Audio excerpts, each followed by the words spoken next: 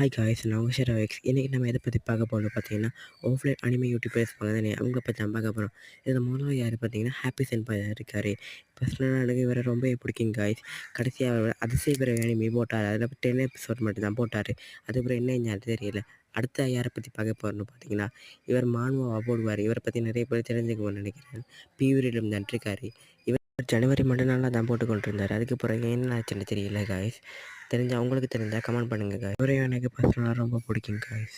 மறக்காம போய் செக் பண்ணி பாருங்கள் காய்ஸ். இவரும் நிறைய அனிமேஸ்லாம் போட்டிருக்காரு.